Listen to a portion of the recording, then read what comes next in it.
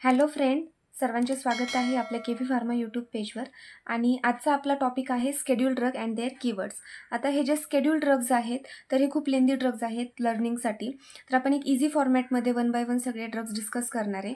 तर फर्स्ट आहे स्केड्यूल ए, तर त्यामध्ये आहेत licensing drug. Schedule B central drug laboratory. Schedule C मध्ये आहे बायोलॉजिकल प्रोडक्ट्स. बायोलॉजिकल प्रोडक्ट्स म्हणजे लिव्हिंग ऑर्गॅनिझम्सपासून ड्रग ऑप्टेन केला जातो. तर यामध्ये प्लांट, ॲनिमल्स आणि मायक्रो ऑर्गॅनिझम्सपासून ड्रग्ज ऑप्टेन करतात. देन आहे स्केड्यूल C1, यामध्ये आहे अदर स्पेशल प्रोडक्ट. यामध्ये एक डिजिटल प्रिपरेशन्सनी मेडिसिन्स ऑप्टेन करतात. तर यामध्ये फॉर एक्झाम्पल व्हिटॅमिन्सचं प्रिपरेशन्स किंवा जे कॉड लिव्हर ऑइल आहे याचे मेडिसिन्स असणार. देन आहे स्केड्यूल डी, त्यामध्ये आहे इम्पॉर्टेड ड्रग. स्केड्यूल ईमध्ये आहे पॉयझन्स, त्यामध्ये आहेत ॲलोपॅथिक. आणि स्केड्यूल E1 मध्ये आहे पॉयझन्स ड्रग, त्यामध्ये आहे सिद्धा, आयुर्वेदिक आणि युनानी. स्केड्यूल एफ डिवाइड झालेलं आहे 3 पार्टमध्ये. तर फर्स्ट आहे स्केड्यूल एफ, त्यामध्ये आहे ब्लड प्रोडक्ट आणि हे डिवाइड झालेलं आहे 3 पार्टमध्ये. त्यातला फर्स्ट आहे स्केड्यूल F1, त्यामध्ये आहे सेरा आणि वॅक्सिन. F2 मध्ये आहे सर्जिकल ड्रेसिंग. F3 मध्ये आहे अंबेलिकल प्रोडक्ट. अंबेलिकल प्रोडक्ट्स म्हणजे काय, तर जे अंबेलिकल कॉर्ड असते तर त्याला प्रिझर्व करून त्यापासून जे मेडिसिन्स ऑप्टेन करतात ते असणार अंडर स्केड्यूल 3. देन आहे स्केड्यूल F, त्यामध्ये आहेत ophthalmic preparations. Then schedule G, त्यामध्ये drug list medical supervision. Then आहे स्केड्यूल H, त्यामध्ये ड्रग सोल्ड मेडिकल प्रॅक्टिशनर. आता G आणि H मध्ये जे आहे तर ते कन्फ्युजन्स क्रिएट होतात. सिम्पली लक्षात ठेवायचं, स्केड्यूल G मध्ये मेडिकल सुपरविजन आणि जे स्केड्यूल H आहे तर त्यामध्ये मेडिकल प्रॅक्टिशनर. आपण युजली जे मेडिसिन्स यूज करतो किंवा जे प्रिस्क्राईब केले जातात तर ते अंडर स्केड्यूल G आणि स्केड्यूल Hच्या अंडरचे असतात. नेक्स्ट आहे स्केड्यूल I, त्यामध्ये पॉयझन्स कॅल्क्युलेशन्स.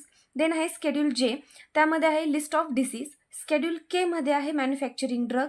स्केड्यूल L मध्ये हार्मोनल मेडिसिन्स. यामध्ये जे हार्मोनची जी रेंज असते तर ते जर काही कमी वगैरे झाली असेल तर त्याला रेग्युलेट करण्यासाठी स्केड्यूल L अंडरचे मेडिसिन्स यूज केले जातात. For example in the case of menopause or diabetes किंवा सम केसेस ऑफ कॅन्सर, यामध्ये हार्मोनची लेवल कमी झालेली असते तर त्याला रेग्युलेट करण्यासाठी स्केड्यूल Lचे मेडिसिन्स यूज करतात.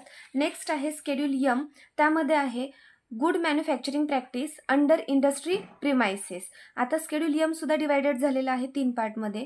फर्स्ट आहे M1, त्यामध्ये आहे good manufacturing practice homeopathic. Next आहे M2, त्यामध्ये आहे good manufacturing practice in a cosmetic.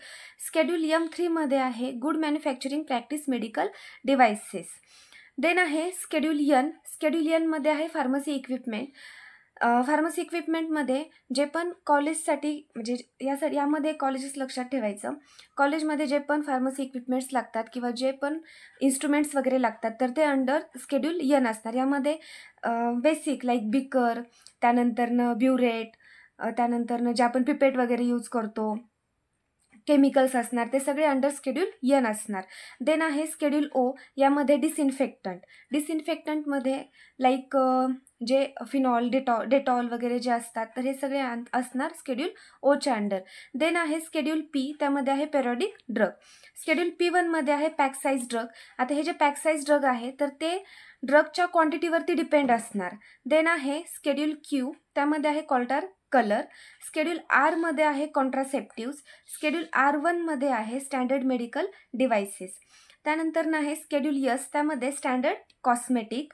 Schedule T मध्ये आहे आयुर्वेदिक, युनानी अँड सिद्धा. देन आहे स्केड्यूल U, त्यामध्ये आहे ॲनालायटिकल रेकॉर्ड. व्ही मध्ये आहे पेटेंट. W मध्ये जेनेरिक. आता जे जेनेरिक मेडिसिन्स असतात तर जेनेरिक मेडिसिन्समध्ये जे ड्रगचा ॲक्टिव्ह इन्ग्रेडियंट आहे किंवा जे स्टँडर्ड आहे तर ते सेम असतं, ब्रँड नेमसारखं, म्हणजे सेम ह्याच्यामध्येच ते असतं. ठीक आहे, त्याला आपण म्हणणार जेनेरिक. म्हणजे simply same active ingredient present असतो ब्रँड नेम किंवा स्टँडर्ड ड्रगमध्ये.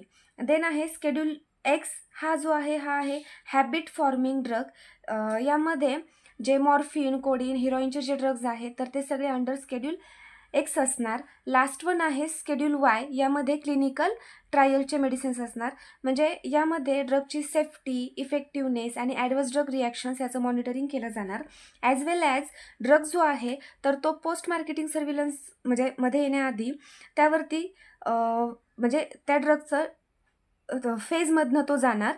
तर हे सगळं असणार स्केड्यूल वायमध्ये.